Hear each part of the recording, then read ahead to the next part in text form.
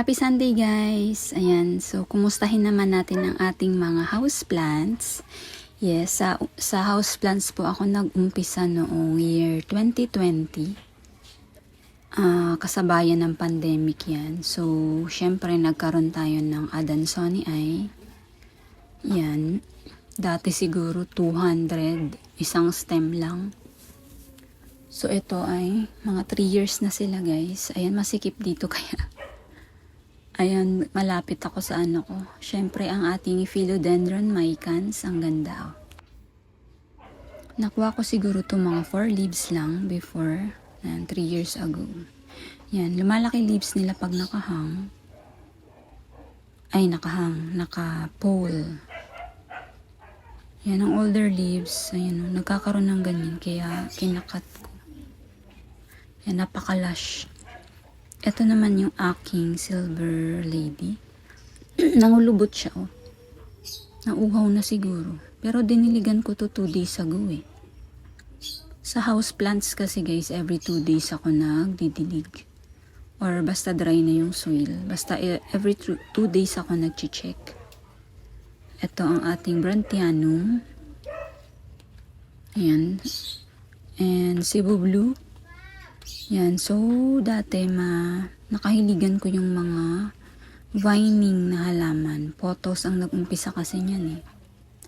Ito yung aking heart leaf.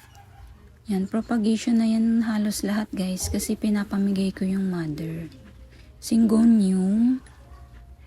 Ito yung reverted manjula ko, nilagay ko dito. And yung sleeping potos ko, tingnan nyo, napaka-lush. Nag-umpisa lang din yan sa mga 5 leaves. Ito yung aking Truby Eye Moonlight. Propagation din. Mostly kasi guys, nabenta ko yung mother plant ko. Propagation from leaf, then ito, bale, yan, 1 leaf dyan, 1 leaf sa kabila. And look, napaka-lush na.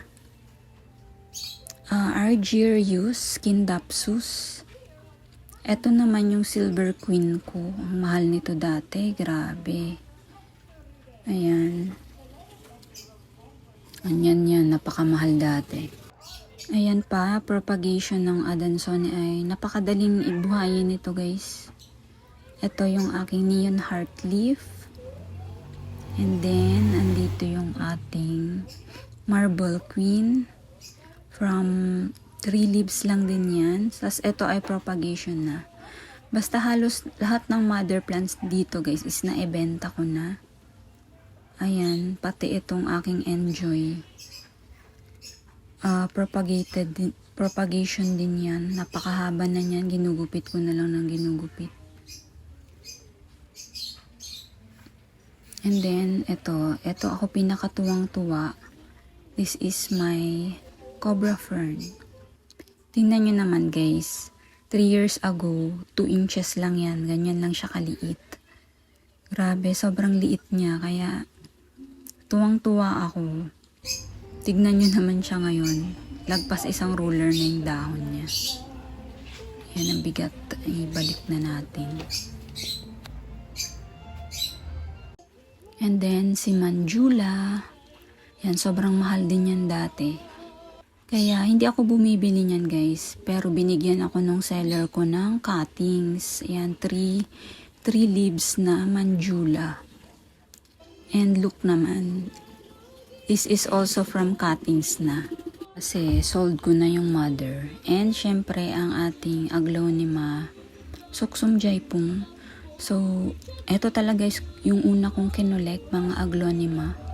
Kaya lang, ang mahal ng mga from Thailand. Pero bumibili ako, ayan dumami sila. Kaya lang yung mga imported, grabe naman nagsipaglusawan talaga guys. So dito ang una kong heartbreak sa aking mga aglonema kasi nalulusaw talaga. Ayan. Yung natira, tingnan nyo to. Ganyan yung nangyayari sa mga aglonema ko noon. Yung mga from Thailand. Ewan ko. Ito naman propagated din na neon and marble. Masarap kasi mag-propagate ng mga vine. Ang bilis kasi buhayin. Ito naman si Peru. Yung mother nito laging nagbaboom. mabuti buhay yung aking propagation. Fiddly fig, and kasabayan ng aking rubber trees. And 2 stem na siya. And may Sansevieria Gabriela, ang laki na nito.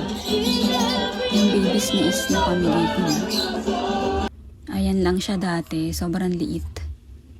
Ayan, so magaganda din ang mga Sansevieria i-collect. Dito naman guys yung aking air plants and Dischidias and Rhipsalis, hanging plants. Ito ang aking Devil's Backbone. Nauso din yan dati guys. Ayan yung mga nabebenta ko dati, 3 pots na ganyan kalalash. Tuwang-tuwa ako dyan kasi mukha silang cabbage. Ay, lettuce. And may Anthurium necktie. Yan, I don't know, na-expose ba siya ng too much sun? Nagla-light yung color niya eh. Ayan ang ating variegated string of hearts. Siyempre nagkaroon din ako ng string of pearls and tears. And ayan, pinaluha din ako. And nandito naman ang aking mga fern. Ito yung Thai fern ko.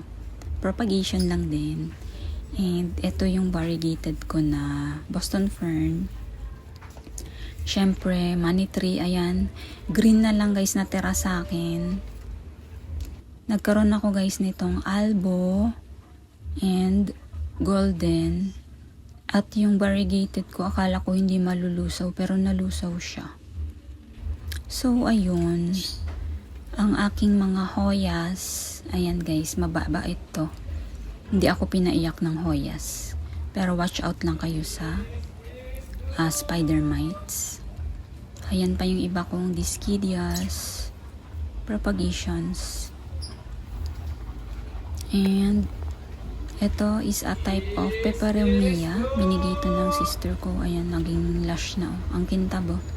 Natural lang yan guys. Siyempre nagkaroon ako ng maraming varieties ng peperomia and ayun, na goodbye din. And ayan, caladium guys, nagkaroon din ako. Ang dami din nila. Medyo mahal din yun Kaya lang natutulog-tulog kasi yun. Tapos hanggang 3 leaves lang. Ayun yung rubber trees ko. May old leaf yan. Ito yung Shivriana ko. Si Black Prince na ang dumi. Maalikabok. Ang aking ruby. Ayan. Yan, love na love ko din ang rubber trees. Madali din silang i-propagate. White Teneki. Ito yung aking, ano nang name nito. And ito, nagkaroon din ako ng mga ganyang alocasia. Diyos ko, naglusawan din. And syempre, hindi mawawala yung calatheas. Buti ito, nagpaiwan. O, sinamahan ako hanggang ngayon, 'di ba? Yung burl marks ko, ayan, pinropagate ko yan, guys. Ayan. Ayan, may Brazil. Ayan, so far naman, meron pa rin ako mga houseplants. Yung matitibay. Ayan, thank you so much guys for joining me today. And happy Monday tomorrow. Back to work and back to school. Ingat! Bye!